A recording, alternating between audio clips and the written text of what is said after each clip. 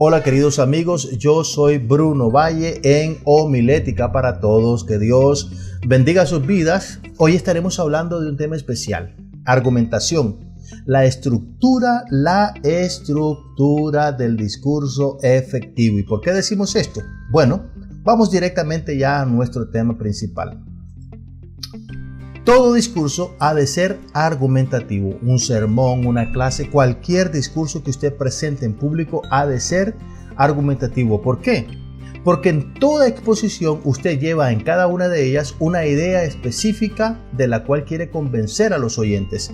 Y para convencer a los oyentes de que esa idea es importante, debe ser creída y practicada, usted debe argumentar. Al inicio de su discurso presenta esa idea y luego usted lo que hace es argumentar esa idea, comprobar esa idea con todos los argumentos que va a usar a lo largo de su discurso. Veamos un ejemplo bastante importante en Hechos capítulo 2 versículos 14 al 40. Hechos capítulo 2 versículos 14 al 40, donde encontramos el primer discurso evangelístico del apóstol San Pedro. Pedro, dice la Biblia, movió la voluntad de alrededor de 3,000 personas para obedecer y ser bautizadas. Y nos preguntamos, ¿cómo hizo eso Pedro? Bueno, veamos la respuesta. Él tuvo que usar argumentación en su exposición para convencer a las personas que estaban escuchándole. Y aquí vamos a ver el tipo de argumentos que utilizó y vamos a ver los versículos en donde aparecen esos argumentos para comprobar que lo que estamos diciendo es así. Lo primero que él dijo fue lo siguiente: estos no están borrachos como ustedes suponen. Allí las personas estaban acusando a los apóstoles y discípulos que estaban hablando en lenguas que estaban borrachos. Entonces, lo primero que Pedro dice: un momento, ellos no están borrachos. En el capítulo 2, versículo 15, podemos leer esa afirmación tajante y directa del apóstol Pedro. Y enseguida argumentó lo siguiente: ¿por qué no están borrachos? Es muy temprano para estar ebrios, le dijo el apóstol Pedro. Luego presenta su tesis. La idea principal del discurso que va a presentar en ese momento es la siguiente: esto, lo que ellos están viendo en ese momento, esto es lo dicho por el profeta Joel. Esa es la tesis. Esa es la idea principal de la cual quiere convencer a los oyentes. Presenta una propuesta basada en un argumento de autoridad. Posteriormente vamos a hablar qué es un argumento de autoridad. Cita a un profeta para asegurar su propuesta y para confirmar que es verdad esta propuesta. Así que el apóstol Pedro utiliza ya varios argumentos en solo el inicio de su discurso. Primero, vamos a hablar de 5 ideas específicas para ver cómo es esta estructura argumentativa que Pedro utiliza en ese famoso discurso de Pentecostés, ahí en Hechos capítulo 2. Primero, dijo que las personas que escuchaban su discurso eran testigos de los hechos que él estaba afirmando. Vea usted los versículos 22 y 23.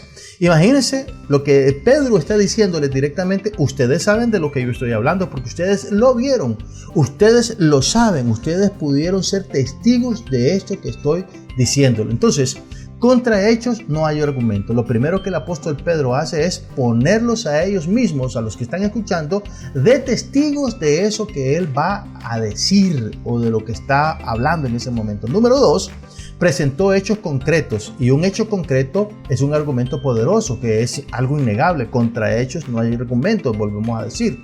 La tumba de David estaba en un lugar que todos conocemos.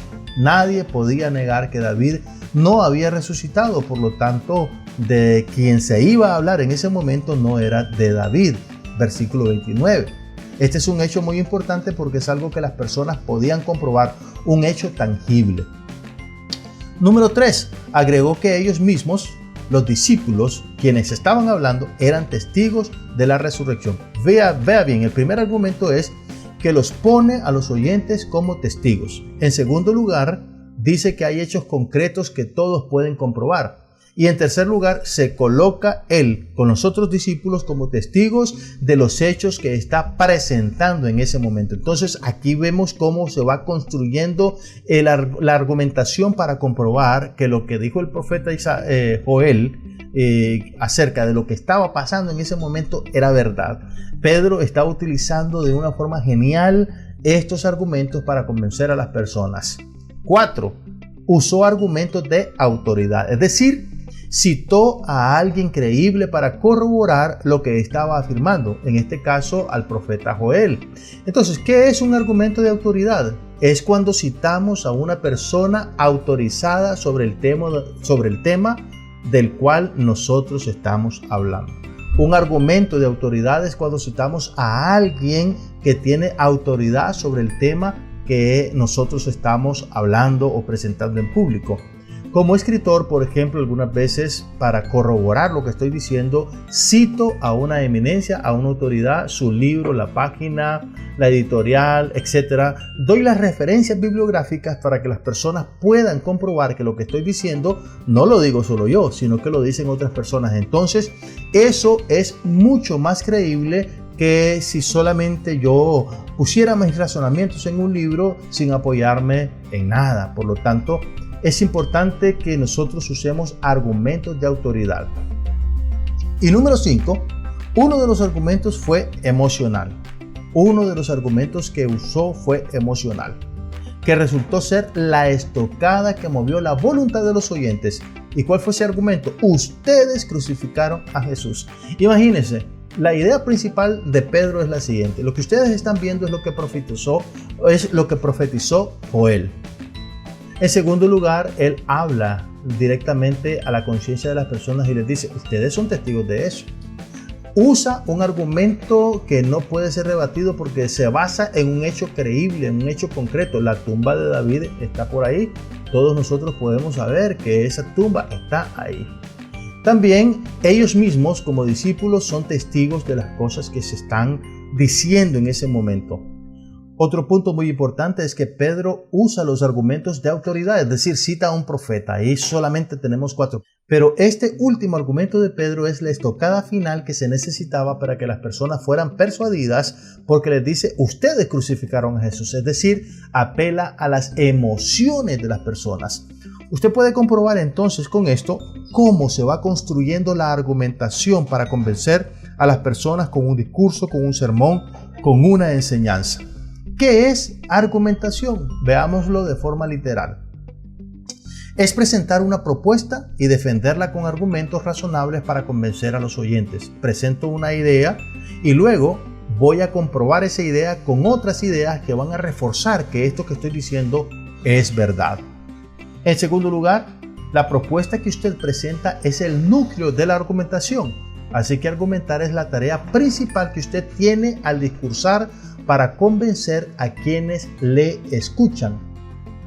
Oiga bien, argumentar es la tarea principal que usted tiene cuando está presentando un sermón, un discurso. ¿Por qué? Porque está tratando de persuadir, de convencer a las personas. En tercer lugar, un argumento solo es válido, y escuche bien esto por favor, solo es válido y es fiable si es objetivo o comprobable. Por eso debe estar basado en lo siguiente, debe estar basado en cifras, datos, hechos, ejemplos verdaderos, definiciones, porque, escúchelo bien, solamente los datos objetivos o comprobables son argumentos válidos. Solo estas cosas son argumentos válidos, son cosas que nos pueden convencer, porque los argumentos no deben estar basados en sensaciones, en emociones. Yo creo que es así. Es que yo siento en mi corazón que esta es la verdad.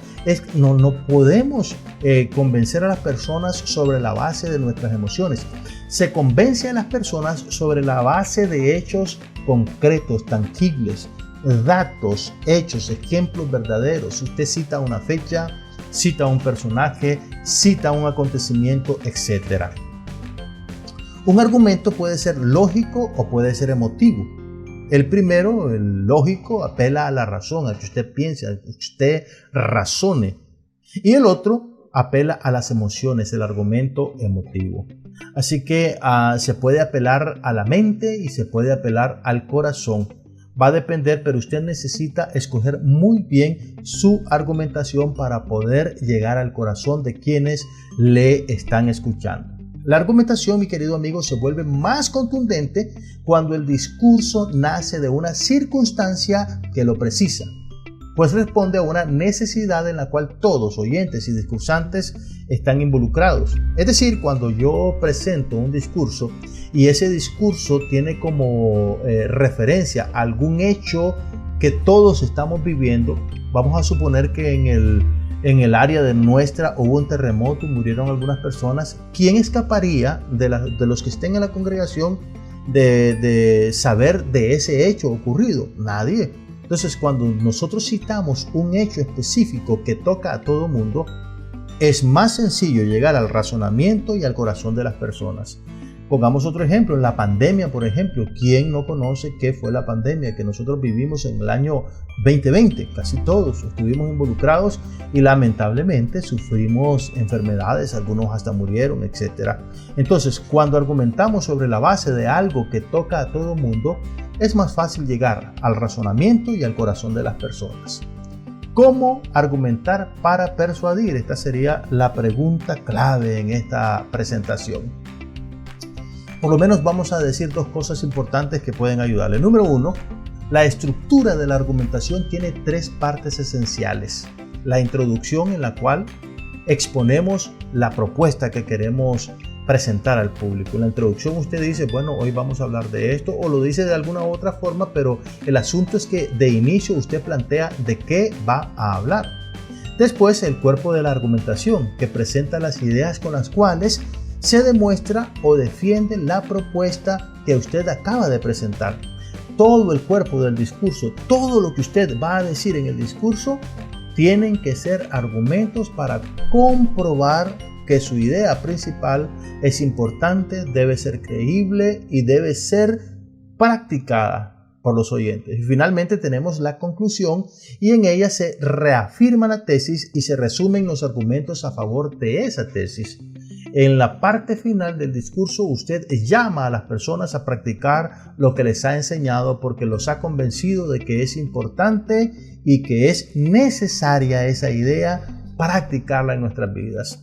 Y número dos, tipos de argumentos. Fíjese bien, por lo menos tenemos tres. Tenemos los argumentos racionales, llegan a la cabeza, a la razón, al pensamiento. Estos se basan en razones objetivas. Número uno. También están los argumentos afectivos o emocionales, los que llegan al corazón, a las emociones, a los sentimientos. Número 3, para dar un buen soporte a esto están los argumentos de autoridad. Ya hemos dicho que los argumentos de autoridad son aquellos en los cuales citamos a expertos sobre el tema que nosotros estamos presentando.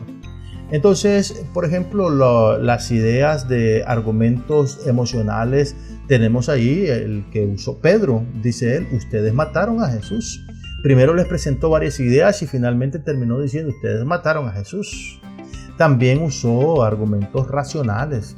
La tumba de David está aquí cerca. Entonces, todas estas cosas contribuyen a ir organizando un sermón, un discurso que ayude a las personas a ser convencidas sobre la base de la idea que estamos presentando. Veamos lo siguiente. La estructura interna del argumento es como sigue. Veamos un pequeño ejemplo. La tesis. Tenemos la tesis en la introducción. Se debería prohibir fumar. Esa es la idea principal. Y ahora comenzamos a argumentar. El primer argumento, porque fumar es dañino para la salud. Todos sabemos que fumar hace daño, perjudica el cuerpo. Argumento número 2. El riesgo de cáncer disminuye en las personas que no fuman. Esto es muy potente como un estímulo para que dejemos de fumar. Y finalmente se utiliza un argumento de autoridad. La OMS destaca que la muerte por cáncer en las personas que fuman se ha multiplicado en los últimos 10 años. Si el segundo argumento era importante, este lo es más. Porque la muerte por cáncer, según una autoridad, una entidad como la OMS, destaca que provoca cáncer efectivamente o casi efectivamente en las personas que fuman. Entonces, aquí tenemos la estructura interna de lo que sería una argumentación, un pequeño discurso, ideas. Vamos a lo siguiente. El orador puede usar tres, escúchalo bien, tres estrategias argumentativas. Número 1, presenta su tesis y argumenta para demostrarla, lo que hemos venido diciendo a lo largo de esta presentación. Número 2, presenta los argumentos para que los oyentes deduzcan la tesis. Es decir, esta parte es como presentar un sermón inductivo. Presento las ideas y las aclaro de tal forma que las personas lleguen a concluir lo que quiero que ellas concluyan o a la idea que yo quiero que ellas lleguen. Y en tercer lugar, se puede hacer lo siguiente. La estrategia sería la combinación de las dos anteriores. Se presenta la tesis, se argumenta y se recapitula la tesis al final para afianzarla en los oyentes.